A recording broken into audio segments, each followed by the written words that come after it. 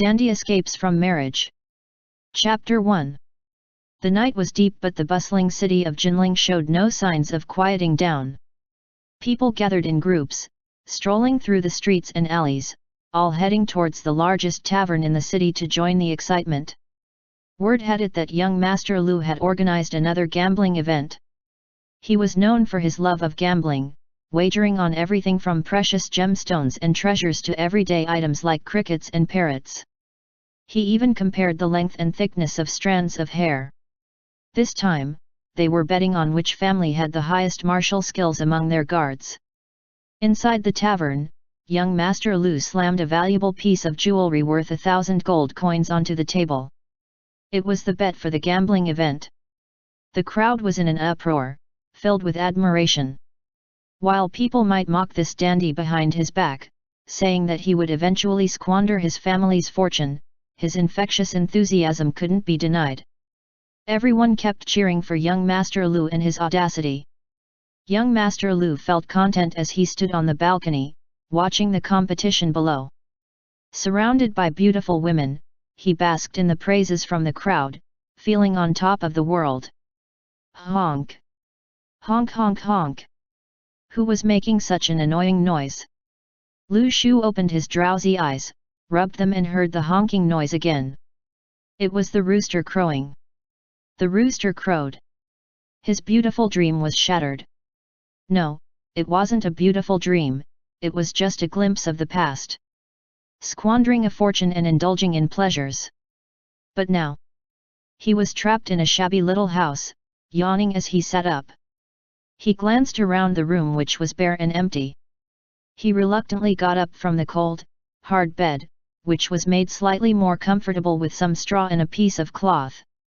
Despite the additions, the bed remained hard and noisy. If he tossed and turned too much at night, the rustling of the straw might wake him up. The roosters outside kept crowing incessantly, competing to prove that they were hungry. Lu Shu put on a worn-out linen robe and walked to the door. Then he grabbed a basket filled with dried corn and spilled the golden grains onto the muddy ground. The flock of chickens rushed over, waddling and shaking their backsides, clucking incessantly. One rooster didn't notice him at first. Lu Shu called out honk honk twice before it lazily walked over. Look at you, getting used to this. This isn't ordinary corn, as this is corn personally fed to you by young Master Lu. Do you know what it means to rise like a chicken, soar like a phoenix? If you mention this among the chickens in Jinling, they'd all consider you a phoenix. Believe it or not. He grumbled while grabbing corn and throwing it around. Suddenly, a rooster approached him with an attitude that seemed like it wanted to peck him. It startled him, and in his surprise, he dropped the basket, scattering corn everywhere. Hey, hey, hey! Don't eat too much. We don't have enough food. Lu Shu scolded as he tried to push away the chickens and pick up the corn. But how could he collect all the scattered grains? He became irritated. Eat, eat, eat. Stuff yourselves. But don't overdo it, we don't have enough food. After a while, he changed his tone. Never mind, never mind. I was just mad at you guys. Can't let you eat too much, we need to save some food. If you're not busy, go for a walk outside. Walking will make you leaner, you know. Ah Kao went out to handle some business. Do you miss him? He turned back to the room and lay back down on the noisy bed, reminiscing about the beautiful dream he had last night. He couldn't help but sigh in loneliness. It was all his parents' fault. Why did they mention that childhood arranged marriage? If he hadn't suddenly learned about his annoying engagement, he would still be living a life of debauchery and idleness. He would sleep until late in the morning, bathed in the sun, and wouldn't have fallen to the point of feeding corn to mother hens. 3 months ago, he had celebrated his birthday in the family compound, enjoying the lively festivities. His parents doted on him greatly. Despite having 4 elder brothers and 2 younger sisters, he was the favored one. It wasn't reasonable, but he was cherished. His father was a merchant and the family business was not doing so good until a fortune teller proclaimed that the Li family would be blessed with a prosperous marriage after his mother entered the household. He was only 3 years old at the time, and his mother became the third wife. Unexpectedly, his mother's entry into the family brought unprecedented prosperity. His father began to thrive and became the wealthiest man in Jiangnan. Furthermore, his mother was articulate and clever, managing the shops with ease. As a result, she became the most favored person in the household and by extension, so did he. He was even more adored after inheriting his mother's looks and eloquence, his sweet mouth always oozing with honey. From a young age, he would cling to his father and sweet-talk him, endearing himself to guests and neighbors alike. He was the youngest son of his father, pampered and indulged to the point that he gradually developed the habits of an idle and dissolute young man. He had no interest in literature and he couldn't read or write properly. He spent his days living a life of leisure, filled with tea, alcohol, and extravagant indulgences alongside his brothers. However, all of this came to an end on his 17th birthday. That night, under the cover of a dark moon and gusty winds, his father wore a solemn expression as he told him, "Xiao Wu, I have something to tell you. Don't get angry, but you might not live past 18 years of age." Lu Shu replied, "Dad, this is more than just anger. Are you cursing me or something?" His father said, "No, when you were a child, a fortune teller predicted that you'd face a crisis at the age of 18. Lu Shu asked, "What? Have my 4 brothers finally realized that the power of one person is limited, so they've decided to join forces and strangle me to death?" His father continued, "Let me finish. Your mother and I have found a solution." Lu Shu questioned, "What solution?" His father explained, "An arranged marriage." Lu Shu protested, "But I'm perfectly healthy. Why arrange a marriage for me? Don't harm someone else." His father clarified, "They are willing and their family is of scholarly background. They hold high-ranking government positions in the capital. Their child was born on the same day as you. You were born prematurely because your mother couldn't stand injustice and assisted in delivering the child of that lady who almost faced complications during childbirth. As a result, both of you were born on the same day. The fortune teller predicted you wouldn't live past 18 years of age unless you marry someone born with the same horoscope. So, that lady agreed to this marriage as a way of repaying the favor. However, there is a slight issue with their child." Lu Shu inquired curiously, "What issue?" His father confessed, "It's a boy." Lu Shu simply replied, "Oh." His father glanced at him and asked, "Xiao Wu, what are you thinking?" Lu Shu said, "Maybe I should let my brothers strangle me after all. I won't blame them. Seriously, even if I become a ghost, I won't forget their great kindness." His father reassured him, "It's not about your brothers, it's a unanimous decision among all of us. You're 17 now and in the blink of an eye, you'll be 70. It's time for you to settle down." Lu Shu exploded with frustration, "What kind of settling down is that? Just bury me alive." His father tried to reason, "We don't need you to carry on the family line, we just want you to live well. Besides, I've heard that their son is a remarkable talent, incredibly gifted and highly educated." "Oh no, I meant extraordinarily educated. But what did he care about their talents?" At that time, he walked out abruptly. By the evening, he felt more and more uneasy. The status of a merchant was always lowly. Even though the Lu family had become the wealthiest in Jiangnan, they still had to bow down to officials. The poor shouldn't challenge the rich, and the rich shouldn't challenge the authorities. His father, who frequently dealt with government officials, had experienced his share of humiliation. Therefore, he always hoped that his sons would pursue official careers and obtained positions within the imperial government. However, he happened to be the one who despised studying the most. He felt dizzy when he saw words in books. He also disliked pretentious scholars. Once, in a private school, he was bullied by a group of spoiled young lords who threw his book bag into the water and he stayed sick in bed for several days before he got well. He cried and shouted that he would never go back to school. In addition to that, his mother's pleas convinced his father to let go of his education. While he could be indulged as a child, now that he was 17 and lacked both scholarly and martial talents, his father seemed intent to use him to curry favor with officials. It was similar to what had happened with his two younger sisters, who had been betrothed to others as soon as they reached marriageable age. Marriages between men had become more common in recent years in the Xian dynasty. After the wedding of the regent and the grand marshal who were both men, it had inspired others to follow suit. Several prominent families in the capital had arranged same-sex marriages. He had only considered these stories as amusing anecdotes until it happened to him. As for the prophecy that he wouldn't live past 18, well, he didn't believe in such nonsense.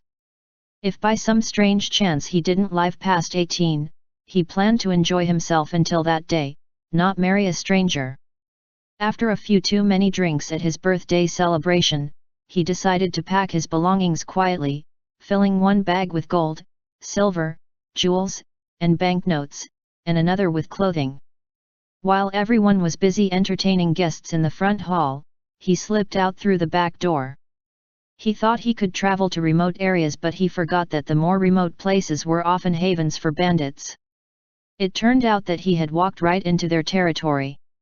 The bandits took all his valuables and stripped him of his luxurious attire, leaving him with just a pair of inner clothes to cover himself before sending him on his way. He walked down a country road, unsure of where he was. He had no money, no sense of direction, and no means of survival. It was only a matter of time before he started feeling dizzy from exhaustion. Desperate and starving, he stumbled upon a small house with smoke rising from its chimney.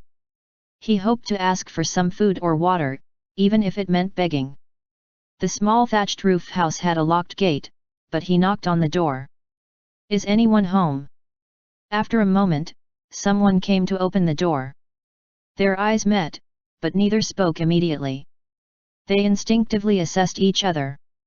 The stranger gave him a cautious look and asked, "Who are you looking for?" He stared at the stranger for a moment and then glanced around at the desolate surroundings. How did such an elegant person end up in this wilderness? He was thirsty and tired, and all he wanted was a sip of water, even if he had to beg for it. So, he mustered up his politest expression and asked, "Could you spare some water, please?" The stranger looked at his disheveled appearance and nodded, "Come in." "Thank you, you're a lifesaver," he exclaimed with relief.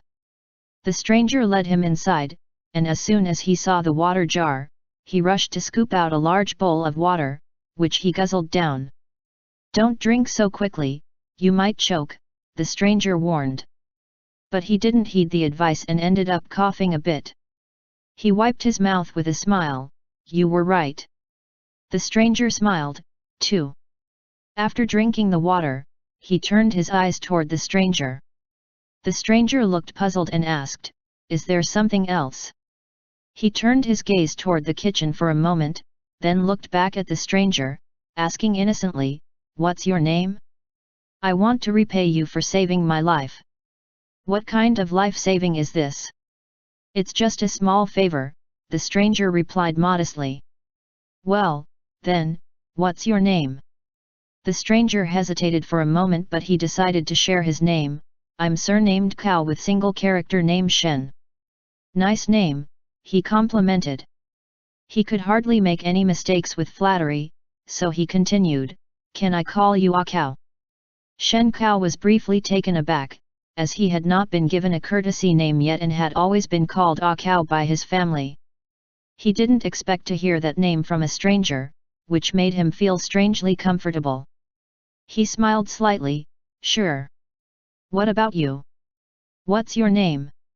Lu Shu hesitated for a moment, then changed his tone, "I'm called Xiao Wu. My family calls me Xiao Wu." Shen Cao appreciated his discretion. When in an unfamiliar place, it was often best to keep some information private. With that said, both of them fell into silence. Later, Shen Kao noticed that Xiao Wu's gaze occasionally drifted toward the kitchen. He suddenly realized what was on Xiao Wu's mind. I've prepared some food. Are you hungry? Would you like to eat with me? Shen Kao felt a bit embarrassed as he presented the food. I'm not a great cook, though. Xiao Wu's eyes lit up and he quickly accepted, that would be great. I won't be picky.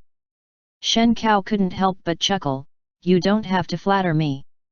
Xiao Wu laughed, it's mainly because I'm starving. If I can taste a bit of food, that's already wonderful. Shen Kao noticed that Xiao Wu was eating heartily, so he asked, how long have you gone without food? Over a day and night, Xiao Wu replied. After finishing the meal, exhaustion hit him and he hesitantly asked, could I rest here for a while before continuing my journey? Of course, you can sleep here. I'll wake you up when it's time to go, Shen Kao offered. Thank you, Xiao Wu said gratefully. Shen Kao led him to the bedroom which, despite being modest, was neat and orderly. Xiao Wu lay down and said, just wake me up in an hour, and I'll be on my way. All right. An hour later, Shen Kao went to the bedside, looking at the peacefully sleeping Xiao Wu. He called out, Xiao Wu, it's getting dark. Are you still planning to continue your journey? Xiao Wu mumbled in his sleep, then turned over and continued sleeping. Xiao Wu, the day is turning dark. Do you still want to go? Shen Kao tried again.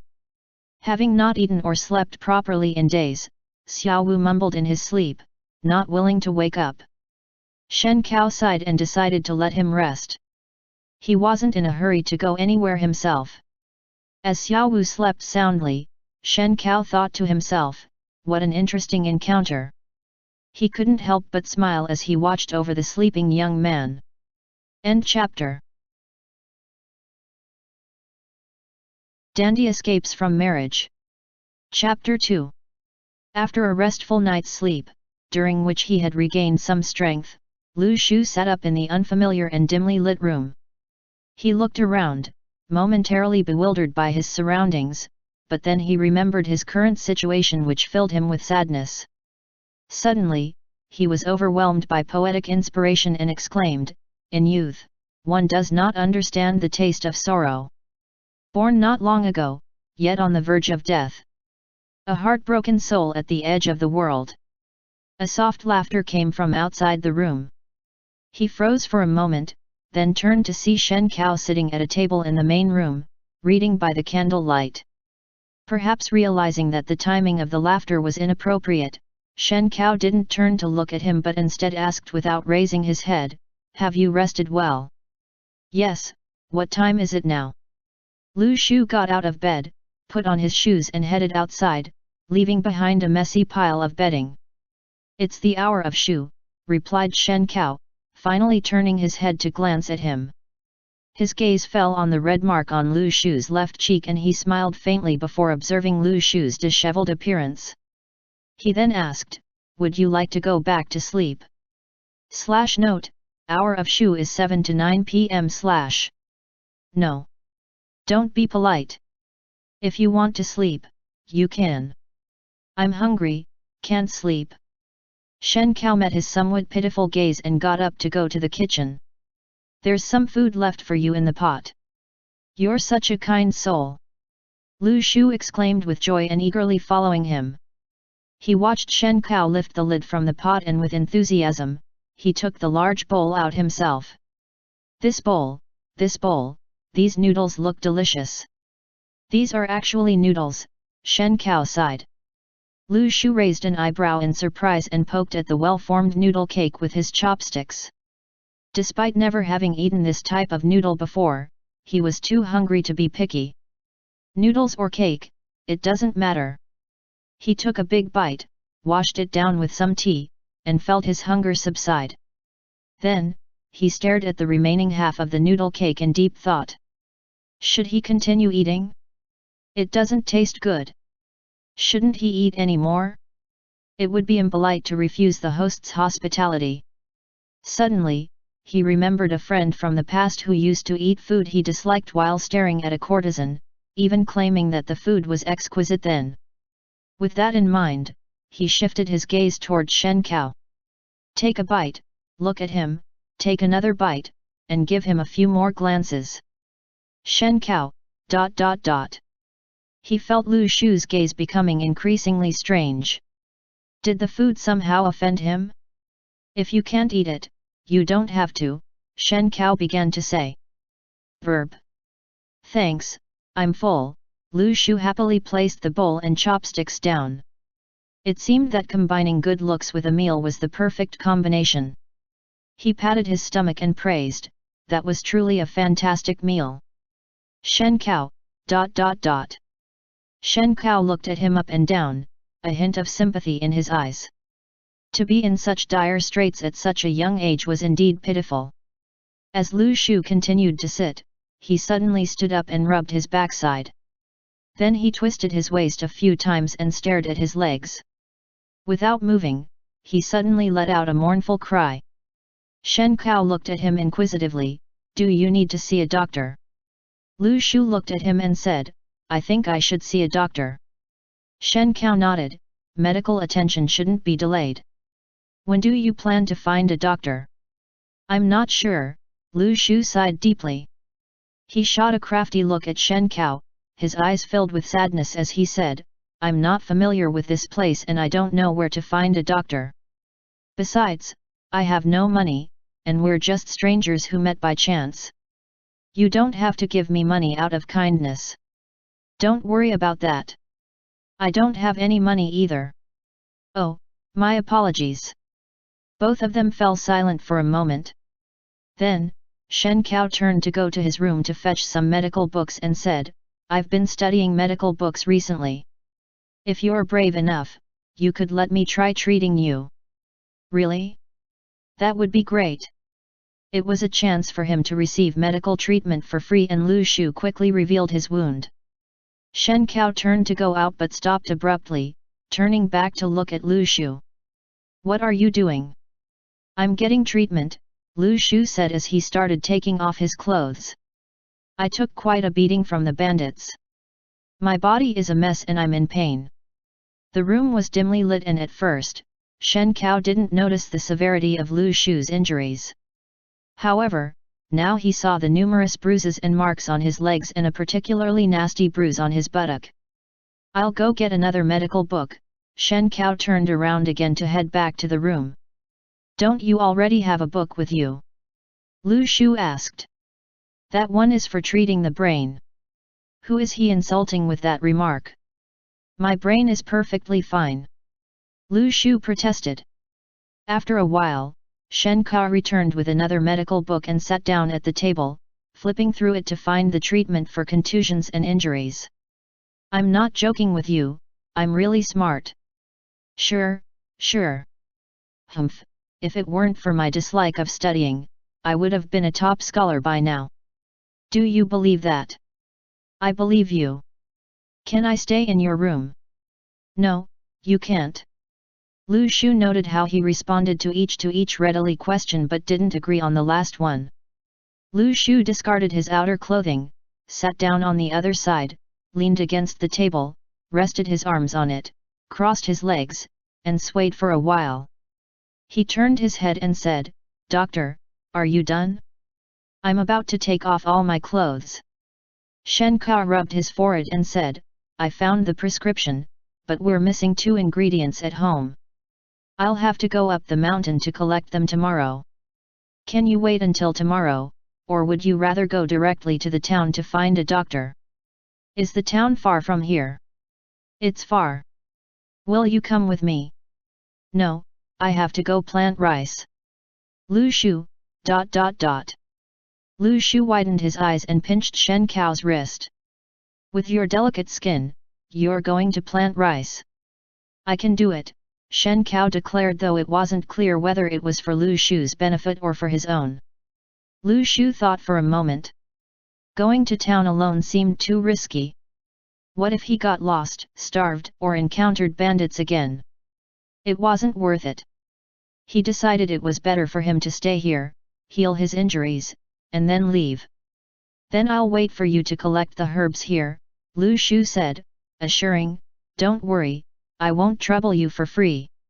When I return, when I have the money, I'll repay you 100-fold. You want to repay me? Shen Cao smiled at him. Of course. I can't accept someone's help for nothing. As the saying goes, for a drop of water, a boundless spring of gratitude should flow. Lu Shu declared boldly and hugged Shen Cao. Shen Cao, ... Well, perhaps this poor child never had the opportunity to attend a private school. As the night grew late, Shen Cao went to prepare the guest room, though it was more of a small storage shed adjacent to the kitchen. The original owner used it to store firewood and miscellaneous items. Since Shen Cao moved in, most of the firewood had been used up, and he hadn't had time to chop more. Consequently, there was now a vacant space. After setting up a simple bed, he eagerly asked, "How is it?" Lu Shu stared at the straw poking out from under the bedsheet and fell into thought. Survival or death, that was the question. But upon careful consideration, he realized he would only stay here for a few nights at most. It was certainly better than the previous night spent in the mountains under tree leaves. All right, no problem. Lu Shu nodded emphatically. Shen Cao breathed a sigh of relief. He knew that the bed was quite rudimentary, but it was the best they had for now. Fortunately, the guest didn't seem to mind. By the way, I haven't asked you yet. Where are you from? How did you end up here alone? Do you have any family back home? I ran away from home, and then I ran into bandits. My already miserable situation got even worse, Lu Shu said, feeling somewhat distressed. Fortunately, he only had a tiny bit of pocket money with him, otherwise, the loss could have been much greater. Shen Cao expressed his sympathy and asked, "Why did you run away in the first place?" "Because my parents were planning to sell me," Lu Shu said indignantly. "I got angry, so I ran away." Hearing this, Shen Cao's expression grew cold. How could parents do such a thing? Yeah, exactly. Lu Shu felt like he had found a kindred spirit and was eager to vent his frustrations. "You don't know the kind of life I used to lead. Eating one meal and not knowing where the next would come from. Yes. Meals were never guaranteed. There were days he had no idea how many times he ate." "Are you the only child in your family?" "No, I have several older brothers and younger sisters, but they decided to sell only me," Lu Shu complained. "Although my brothers aren't as good looking as me, they could still do labor work, right?" "That's true," Shen Cao replied sympathetically. He could already imagine the pitiful scenes of large, impoverished families, sending their youngest sons to work as servants just to make ends meet. "So, what's your plan now?" Shen Cao asked. "I haven't figured that out yet," Lu Shu admitted. While he had initially set out with grand ambitions, running into the bandits had made him reconsider. Going back home felt like a defeat, but he couldn't help but miss the comfort of home. "Are you afraid of your parents finding you?" Shen Cao asked. Lu Shu shook his head. "I just feel that working like this is no different from starving to death." Shen Cao understood his sentiment. "Your family is quite poor, aren't they? You do have to work." Lu Shu looked at his own shabby appearance and realized why Shen Cao had assumed he needed to work. He decided to play along, it suited his purpose anyways. Besides, he didn't want anyone to know he was a wealthy young master, which would be embarrassing. "I'm the youngest, so I didn't have to do any heavy labor. My parents wanted to make me look presentable to sell me to another family," Lu Shu explained casually. "That's unfortunate. Focus on getting your injuries treated for now, and you can plan the rest later," Shen Cao advised. It was the only practical option. Lu Shu had found a place to stay, and he appreciated the warmth that Shen Cao had shown him. Lu Shu patted the wall, and after a moment, a sleepy voice came from the other side. "Is something wrong?" "No, I just wanted to tell you, you're quite a nice person." Lu Shu said. Shen Cao, ... Shen Cao closed his eyes and continued to sleep. The next day, Lu Shu was awakened by a thick smoke. Coughing, he rushed to the kitchen worriedly. What's happening? Nothing, I'm just making breakfast, Shen Cao replied calmly. Astonished, Lu Shu asked, aren't you affected by the smoke? No, Shen Cao said. I don't believe it. Lu Shu covered his nose and mouth, then rushed in to pull Shen Cao out. As expected, Shen Cao's eyes were red from the smoke. Tears streamed from his eyes as he said, I'm fine. Exhale quickly, you've been holding your breath too long. Lu Shu patted Shen Cao's chest. Phew. Shen Cao exhaled a deep breath, then pressed his temple, looking embarrassed. You must think I'm ridiculous. It's pretty funny, Lu Shu burst into laughter, leaning against the wooden door. Shen Cao hesitated for a moment in place, then turned around and looked at Lu Shu seriously. What? Lu Shu touched his face, confused. I didn't realize you were so handsome. Yesterday, he had looked so disheveled and couldn't be seen clearly. Today, he noticed Lu Shu's finely arched eyebrows, fair skin, and bright, captivating eyes reflecting the rising sun. Of course. Who wouldn't compliment me when they see me? Let me tell you, even the courtesans in our place would call me Gurgur. Lu Shu proudly raised his chin and flicked his hair, running his fingers through it. Hey, where are you going? I haven't finished talking yet. I need to check on the pot, it's about to run dry. Oh, what are you cooking? Lu Shu asked, leaning against the door. Eggs. Lu Shu nodded, thinking about yesterday's 2 meals. He had a rough idea of Shen Cao's cooking skills and got worried. What if? I mean only if we get diarrhea after eating. These are all medicinal herbs to treat diarrhea, Shen Cao said, pointing to some herbs drying in the yard.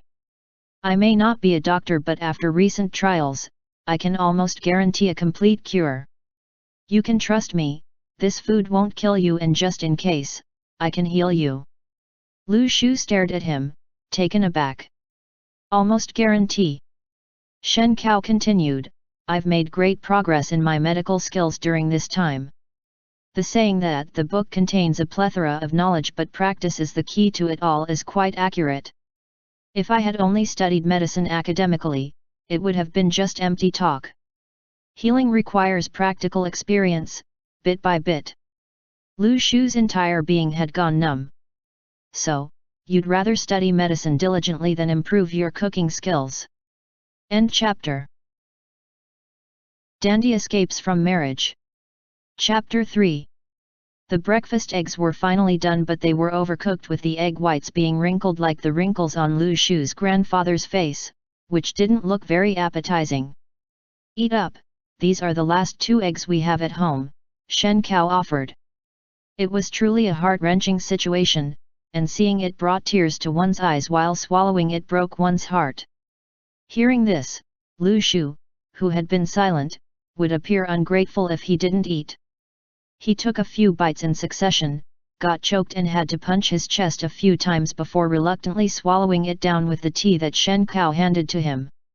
He wondered which one would be faster, starving to death on the road or be poisoned by food here. Your family doesn't even have eggs left now. After eating the breakfast with much difficulty, Lu Shu asked while sipping his tea. Shen Cao nodded. This time, it was Lu Shu's turn to sigh.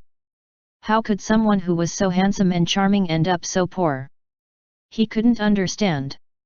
Then, when he thought about his own family's situation, he suddenly realized he probably wasn't born into a fortunate family. Where are your parents? Lu Shu looked around and asked, why are you living here alone? Shen Cao lowered his head slowly, pondering how to explain.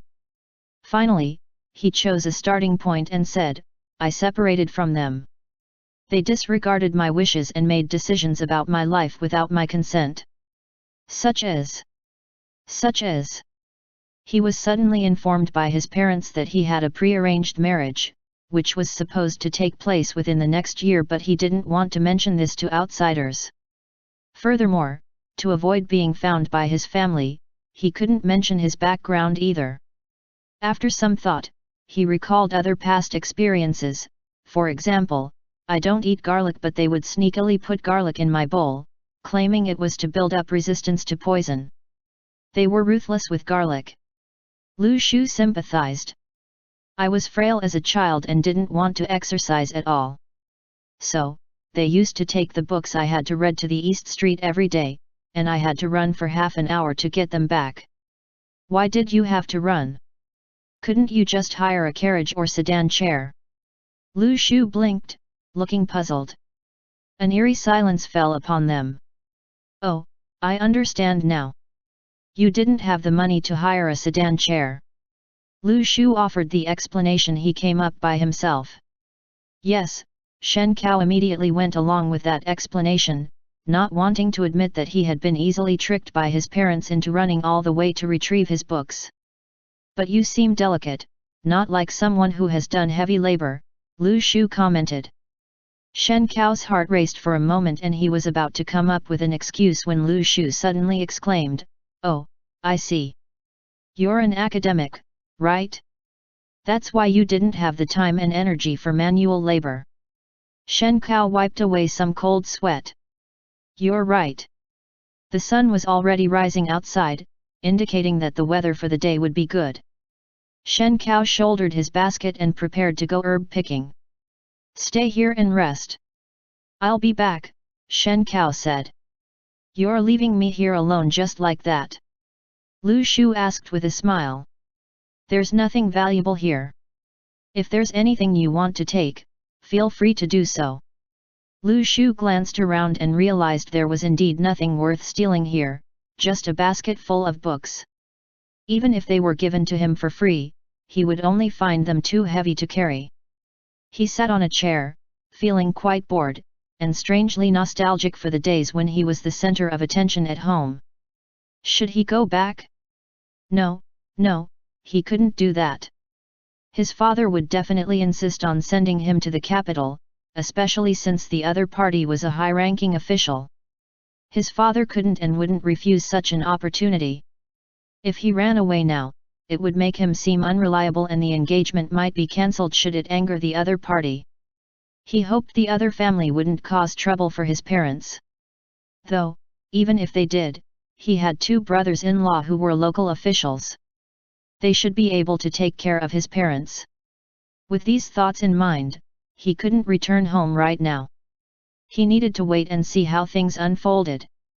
His current situation was tight on all fronts: tight finances, tight schedule, tight pants, and even a furrowed brow. Wasn't this what people referred to as being in a fourfold tight spot? This remote location had sparse population, making it an ideal hiding place. If he could stay here for some time, recover from his injuries and evade pursuit, it would be the best option.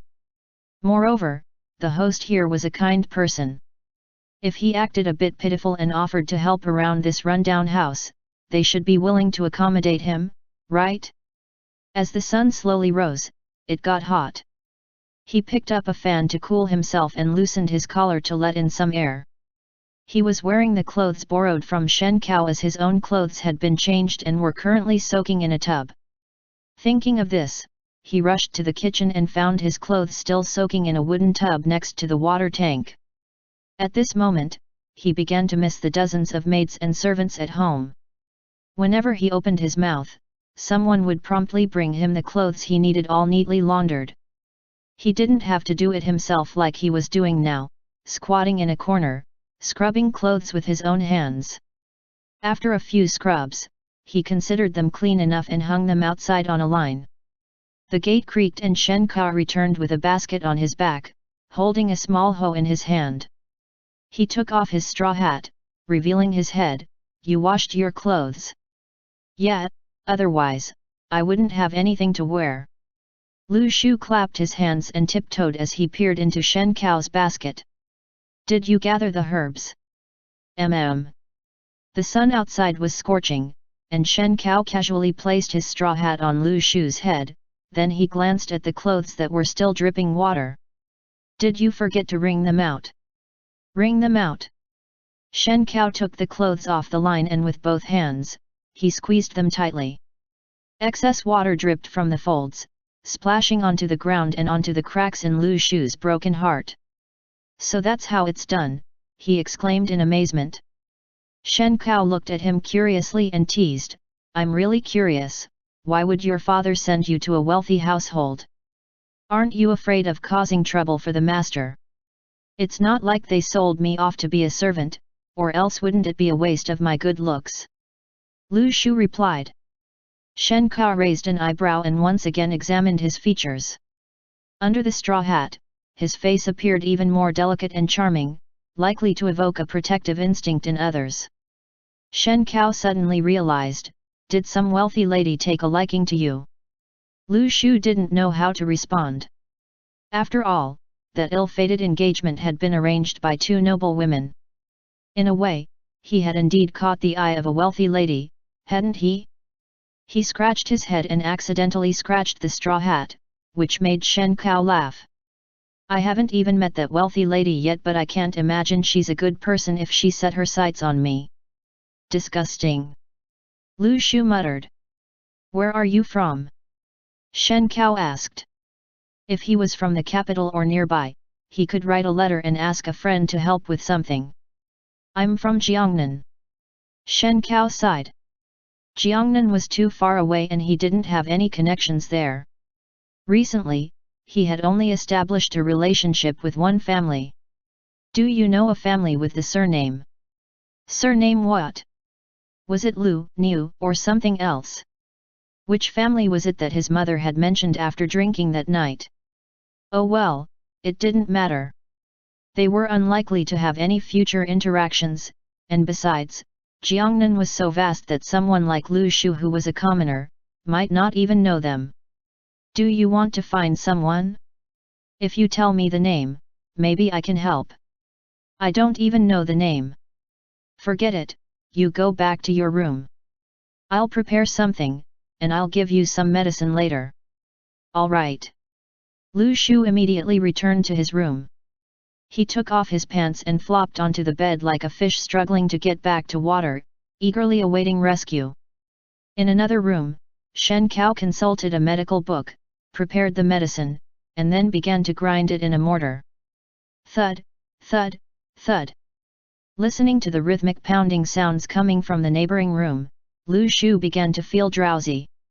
His eyelids drooped, but he soon noticed a change in the sound. Thud, thud, thud. Even the process of grinding medicine had a sense of rhythm. He sat up abruptly, adding his own vocalizations to the rhythmic beat, yo yo yo. Thud, thud, yo thud, thud, yo. Suddenly, the sounds from the neighboring room stopped.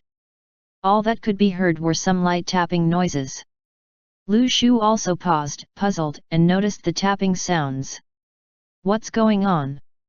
Panicking, he pulled on his pants, not even fastening the belt, and rushed out of the room to ask Shen Cao next door, is the house haunted? It should be someone knocking at the front door. Shen Cao looked down at his hands that was stained with medicinal juices. I'm currently busy. Could you please open the door for me? Lu Shu went outside, still adjusting his belt, and opened the door, only to be met with a blinding sight. A bald head, with head so shiny it could reflect the sunlight. The bald head tilted up to reveal a fair face, somewhat delicate looking and appeared quite young, yet carried a solemn expression. Long time no see, brother Cao. Why do your eyelids seem looser than before? Lu Shu, ... He either had poor eyesight, mistook the person entirely, or both. That's Hui Shang, please come in. Shen Cao called through the window. The monk with the monastic name Hui Shang glanced at Shen Cao and then turned his gaze towards Lu Shu. So, who is this benefactor? I'm called Xiao Wu. Ah. Hui Shang nodded, extending his palm and gently touching Lu Shu's forehead. Xiao Wu, I can see that your brow is darkened, your lips are cracked, your tongue is parched, and your eyes reveal a troubled spirit. Clearly, something is troubling your heart. You've got it all right. I've been having a really rough time lately. Lu Shu exclaimed in surprise, touching his face. Master, what should I do? Whether it's squandering wealth when you have it or turning to Buddhism when you don't, young Master Lu could adapt to any situation. Fear not. This venerable one has a few talismans here. Take one and affix it above your room's door, and carry the other two with you. They will ward off calamities and misfortunes, turning danger into safety. That's wonderful. Please give me some talismans. Sure, sure. Hui Shang took out 3 talismans from his scripture bag and handed them over. However, as he passed them, he suddenly paused, looking at Lu Shu and said, word by word, 3 coins for 1 talisman, ensuring your lifelong health and happiness. 3 coins for lifelong happiness. Lu Shu had never heard of anything so affordable. Normally, he would give beggars dozens of coins without a second thought. If only he had known, he could have used the money to buy talismans. That's right. Hui Shang said with his eyes shimmering with expectation. This is unbelievably cheap. Lu Shu exclaimed excitedly. But I have no money. Hui Shang's smile froze. I'm serious, I don't have a single coin. Lu Shu patted his empty clothes. How about this, let me owe you for now, and when I become wealthy in the future, I'll give you 100 taels. Hui Shang walked into the courtyard. Are you trying to deceive me? Shen Cao chuckled and told the man outside the window, he really doesn't have any money. Fine, fine. I see. He looks just like you, not an ordinary person, but who knew he'd be so poor? Maybe my fortune-telling skills are lacking. Hui Shang paid no more attention to the poor man and stepped inside the house. He saw Shen Cao grinding medicine and sighed with regret. Unfortunately, I arrived too late. Have you already taken the medicine? Are you starting the treatment? Lu Shu followed suit, hearing this comment, and joked, so, Master, you're also aware of his use of medicine to rescue his cooking skills. Shen Cao smiled helplessly. He's just here to freeload. What freeload? That's called spreading good karma, Hui Shang corrected their terminology seriously. Shen Cao put the pestle aside and said, I haven't eaten yet. This medicine is for Xiao Wu. Medicine? Hui Shang turned to Lu Shu and asked, what's wrong with you? Lu Shu pointed to his rear end. When he was pulled down from the horse by the bandits, he had taken quite a fall and bruised his backside. May I take a look? Absolutely not. Lu Shu immediately covered his rear end and pointed at the unlicensed doctor inside. Only he can examine it. Hui Shang raised an eyebrow, recalling how when the courtyard door had opened earlier, revealing the person inside hastily fastening his pants. His eyes widened as he continuously looked back and forth between the two of them. Brother Cao, you should be more gentle, Hui Shang said with a grave expression. Hearing this, both Shen Cao and Lu Shu immediately rejected in unison, it's not what you think. What do you mean? Shen Cao said, I didn't hit him, he was beaten by bandits. Lu Shu added, oh, that's right. It was the bandits who did it. Shen Cao looked at him suddenly. Hey! Lu Shu immediately shut his mouth and whistled innocently while looking up at the thatched roof. End chapter.